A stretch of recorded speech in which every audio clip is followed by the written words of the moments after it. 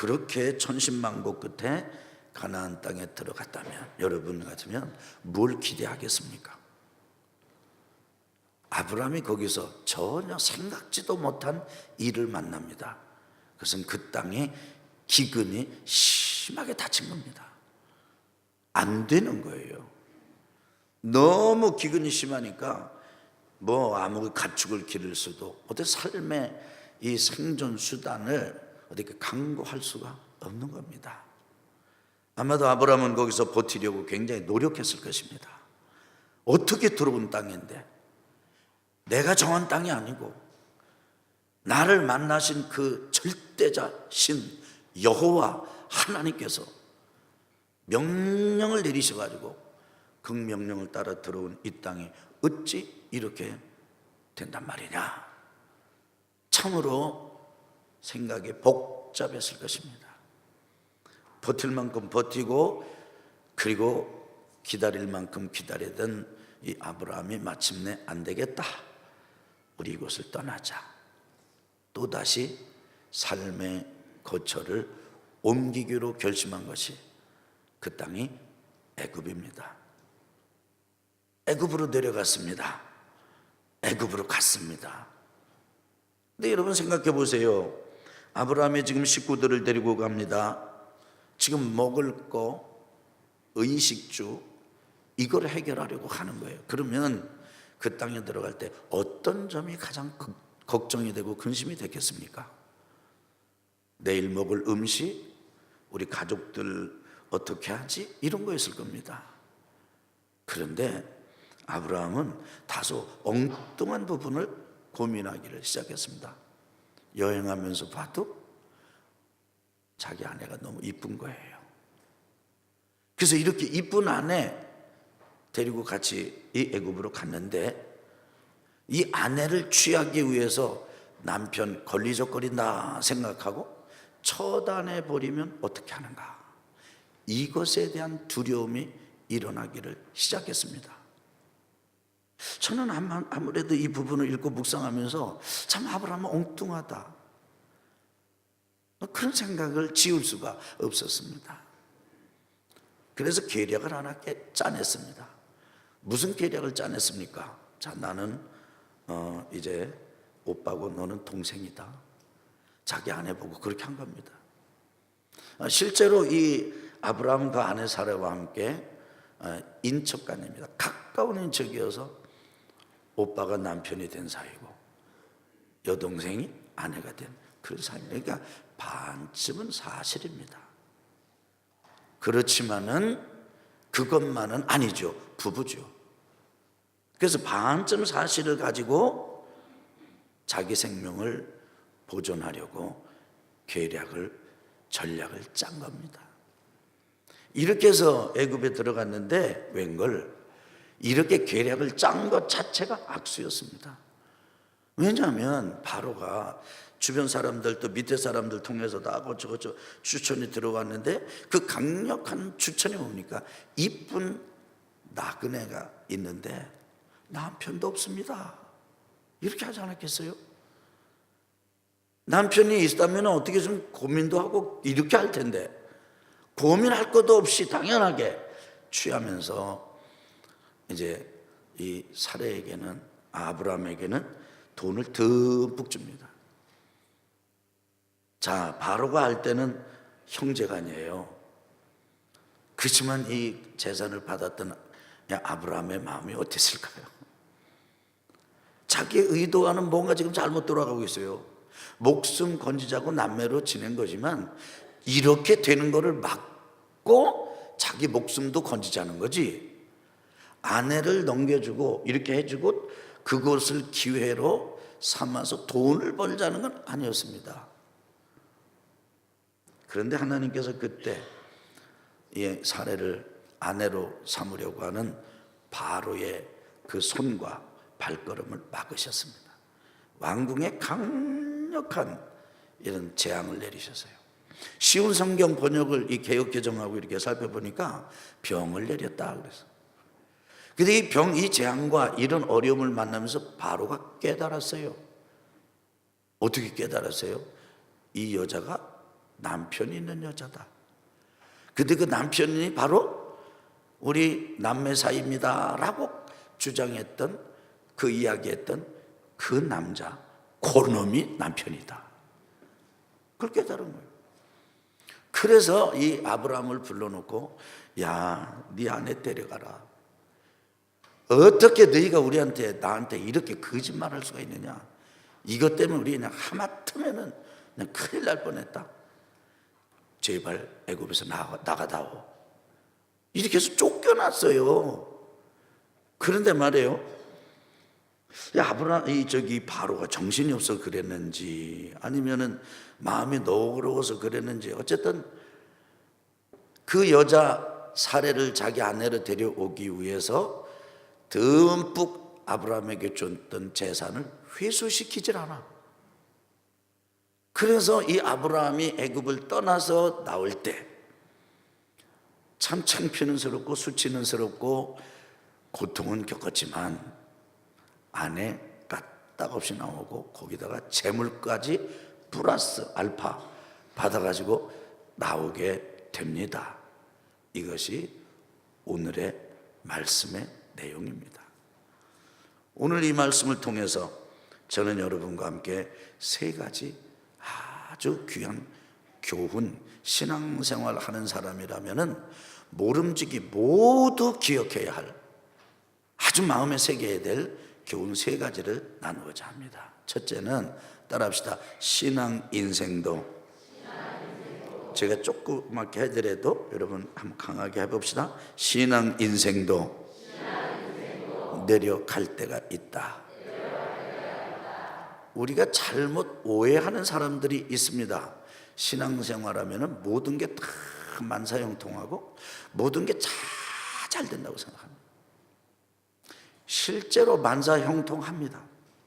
실제로 잘 됩니다. 그러나 아무런 어려움도 없이 그렇게 되는 게 아니고, 모든 이 세상의 시련, 풍파, 역경을 겪으면서도 믿음의 삶을 살아내는 사람들에게 결국은 뭐가 되느냐면 형통하게 되는 거예요. 결국은 다 잘 되는 거예요. 그렇기 때문에 여러분, 그 열매만 보지 말고 신앙생활하는 우리에게도 기근을 만날 수 있고, 거기서 견디지 못하고 또 애굽으로 내려갈 수도 있고, 성경은 참 재미납니다. 여기 아브라함 일행이 애굽으로 간 것을 내려갔다 이렇게 표현합니다. 물론 그 팔레스타인에서 아프리카 대륙 아주 그 끝자락에 맨 꼭대기 쪽에 있는 이집트로 내려갈 때 팔레스타인 지형에서는 내려간다 그렇게 뭐 말할 수도 있습니다. 그런데 그게 그런 의미를 더 깊어서 더 나아가서 거기에는 신앙적인 쇠퇴, 인생의 어려운 어리석은 결정, 이 모든 것이 포함된 표현이다 그렇게 볼 수 있습니다. 한번 따라 봅시다. 신앙 인생도 내려갈 수 있다. 그러니까 어려울 때, 내려갈 때, 막힐 때, 기근 만날 때, 여러분 그거 아주 생소하게 이상하게 생각하시면 안 됩니다. 두 번째 교훈이 있는데 따라 봅시다. 신앙 인생도 실패할 때가 있다. 사실 오늘 말씀을 이렇게 살펴보면서 아브라함이 자기 아내를 보고 누이라고 하자, 우리 남매로 위장하자, 그러다가 이런 해프닝이 벌어지는 이 일을 놓고 우리가 생각할 때 실수다 이렇게 말하고 싶고, 실수다 이렇게 표현할 수도 있을 것입니다. 근데 실수보다는 더한 것 같아요. 아주 고의가 더 많은 것 같고, 아주 그냥 이건 그래서 실수로 그냥 어떻게 실수네 이렇게 할 수 있는 게 아니에요. 완전히 실패한 겁니다. 이건 정말 창피한 일입니다. 여러분 신앙생활 하면서 여러분과 제가 겪는 일 중에 우리는 경건하게 원하죠. 거룩하게 살기를 원하고, 그리고 정직하게 살기를 원합니다. 어디서든지 언제든지 우리는 정말 좀 잘 살고 싶어요. 그래서 신앙생활하면서 우리는 고통을 느낄 때가 많습니다. 술 마시고 담배 피우는 것만 고통스러운 게 아니고 우리는 거짓말을 그냥 이렇게 지나가면서 해놓고도 괴로워합니다. 또 지금 다른 사람 같으면 어떨지 모르지만은 하나님을 섬기려고 애쓰는 사람들은요, 사람들과의 관계가 복잡해지면 그것 때문에 굉장한 고통을 겪습니다. 어떤 성결을 잃어버릴 때, 세상이니까 그럴 수 있지 뭐, 그렇게 할 수가 없습니다. 그것이 고통스럽습니다. 신실하지 못한 구석이 내 속에 있을 때, 우리 안에 있을 때, 우리는 그것 때문에 마치 우리 심장에 가시가 박힌 것처럼 우리는 고통스러워합니다. 그래서 우리는 정말 거룩하게 살고 싶어요. 경건하게 살고 싶어요. 그런데 우리 그런 경건과 성결과 그런 나의 신실성을 무너뜨리는 것, 우리 스스로 훼손하는 것, 우리는 상상할 수도 없어요. 그런데 무너질 때가 있습니다. 그런데 깨질 때가 있습니다. 여러분 잘 들으십시오. 한번 따라합시다. 신앙 인생도 가만히요, 따라합시다. 실패할 수 있다. 그 말이니까 아브라함처럼 실패하라 그 말입니까? 아닙니다. 아브라함처럼 이렇게 반쯤 사실로 이게 이렇게 위장하라 그 말입니까? 아닙니다. 우리는 그럴 수 없어요. 그런데 살다 보면 우리가 이렇게 무너질 때가 있어요. 이렇게 실패할 때가 있어요. 그래서 다른 사람이 나를 뭐라고 하기 전에 내가 싫어요. 그런데 그 부분에 대해서 또 딴 사람이 언급하면 그게 또 고통스러워요. 실패할 때가 있어요. 무너질 때가 있어요. 넘어질 때가 있어요. 여러분 어떤 사람들이 극단적인 선택을 합니까? 극단적인 어떤 이기주의자, 냉소주의자 혹은 아주 비판자가 되는 거는요, 자기가 내려갈 때도 있다는 것을 모르고 자기도 실패할 때가 있다는 것을 부정하는 사람이에요. 그래서 자기가 여전히 그런 문제를 경험하면서도 인정을 못해, 받아들이지를 못해. 이럴 수 없어 나는. 근데 실제 그렇게 살아요. 그렇기 때문에 자기도 못 견디고 다른 사람이 그런 모습을 볼 때 그걸 견디질 못해요. 아주 비판적이에요. 그런 성향 혹시 여러분 중에 있다면 여러분 점검해 보셔야 됩니다. 신앙 인생도 내려갈 때가 있고 신앙 인생도 실패할 때가 있습니다. 제가 더 좀 적나라한 말씀을 드리고 싶은데 여러분 소화가 되려나 모르겠어요. 소화가 되는 표정인지 아닌지 잘 모르겠습니다. 여러분 우리 예수 믿는 사람이 진짜 죄에 빠질 수 있어요. 근데 주의하셔야 돼. 그때 하나 더 기억하셔야 돼. 그럼 따라합시다. 신앙 인생은 막아주신다. 누가 막아주시냐면 하나님이 막아주셔요. 하나님이 막아주셔요. 지금 보니까 하나님께서 바로를 막아주셨어요.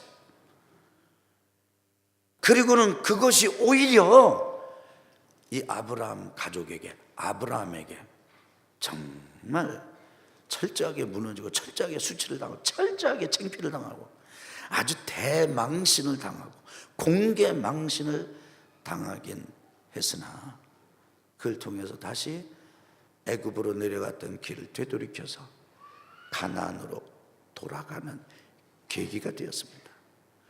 더 잘 되는 계기가 되었습니다. 이것이 하나님께서 우리가 살아가도록 막아주시는 하나님 아버지의 은혜입니다. 우리는 그럴 수 없는데 무너져요. 근데 그 무너지는 그 자리가 하나님의 축복의 통로가 될 수 있습니다. 하나님이 막아주셔서 지금까지 여러분 살아오면서 어떤 경험을 하셨습니까? 제가 잘 아는 우리 존경하는 장로님 한 분이 계신데, 제가 첫 번째 목회했던 교회 장로님이세요. 이분이 이렇게 아주 늘 즐겨하는 말 중에, 저하고 차를 타고 가실라 치면은, 목사님, 하나님이 간발의 차이로 막아주셨습니다. 어제 큰일 날 뻔했는데, 또 그 다음은 그저께 큰일 날 뻔했는데, 하여간 자기가 어려운 일이 있고 닥치고, 그 다음에 좀 자기가 그러면 안 되는데 그런데 그냥 하나님이 막아주셨다는 거예요. 막아주셨다는 거예요. 하나님이 막아주셔서 살았어요. 우리 지금까지 여기 앉아 있지요. 우리 이렇게 예배 인도하고 또 우리 예배 드리죠. 이거 우리 힘대로 운이 좋았다 그러면 하나님이 막아주신 겁니다. 이 뭐가 참 하나님이 그렇게 해주신 겁니다. 이건 나는 이럴 자격이 없는데 또 이게 되네. 하나님이 막아주신 겁니다. 아멘. 승리하시길 주 이름으로 축원합니다. 축원합니다. 그래서 우리는 은혜로 사는 거예요. 정리하겠습니다. 따라합시다. 신앙 인생도 내려갈 때가 있다. 그래서 혹시 여러분 지금 내려가고 있습니까? 그걸 인정하세요. 부정하지 마세요. 따라합시다. 신앙 인생도 실패할 수 있다. 혹시 여러분 실패하셨습니까? 여러분 스스로 생각해도 너무 어처구니 없는 그런 일을 여러분이 하셨습니까? 두려워하지 마십시오. 따라합시다. 신앙 인생은 막아주신다. 하나님께서 막아주셔서 여러분과 저를 온전한 길로 인도하시고 키워주시고 붙잡아주시고 써주실 것입니다. 그런데 잘 들으세요. 지난 주간에 제가 우리 성도님, 아주 훌륭하신 그 성도님 한 분이랑 이렇게 동행할 기회가 있었습니다. 근데 그 성도님 저보고 그렇게 말씀을 하세요. 세상 평범하게 사는 게 최고 복입니다. 출세하라고 그러고 돈 많이 벌려고 그러고, 그리고 아주 그냥 참 더 하려고 기고만장하게 이렇게 높은 자리에 올라가는 그것보다 그냥 평범하게 사는 게 그게 최고의 복입니다. 이런 말씀하시더라고요. 그러면서 그 성도님이 하시는 말씀이, 아이고 내가 이거를 진작 알았더라면 많은 시행착오가 없었을 거라는 거예요. 여러분, 우리는 그저 평범하게 살아도 그것이 은혜입니다. 하나님의 은혜입니다. 우리가 그래서 어떤 큰 일을 한다든지 혹은 많은 일을 한다든지 많은 재산을 가져야 된다든지 그러면 그건 전부 사명이에요. 우리는 그저 평범한 게 기쁜 사람들입니다. 오히려 유명한 것보다 무명한 게 우리는 기쁜 사람들입니다. 드러난 것보다는 숨겨진 게 우리는 기쁘고 평안한 사람들입니다. 그런데도 하나님께서 여러분과 저를 높이시고 드러내시고 주시고 부으실 때가 있어요. 그것은 사명, 하나님 나라를 위한 사명 때문에 그렇게 하신 것입니다. 그러다가 내려가고 넘어지고 실패할 때가 온다 할지라도 우리 아버지 하나님께서 막아주셨고 막아주시고 앞으로도 막아주실 거라고 하는 소망을 가지고 승리하시기를 주 이름으로 축원합니다. 이것이 하나님의 은혜입니다. 은혜는 뭡니까? 받을 수 없는 선물을 받는 것입니다. 이미 하나님의 자녀가 된 여러분과 저에게는 이 은혜가 있어요. 그래서 아브라함에게서 배우는 믿음, 오늘 이 세 번째가 따라합시다. 은혜가 이긴다. 우리가 지금 살아온 것도 은혜요, 사는 것도 은혜요, 앞으로 살 것도 은혜입니다. 은혜가 이깁니다. 하나님이 베풀어 주신 은혜 안에 거하시기를 주의 이름으로 축원합니다.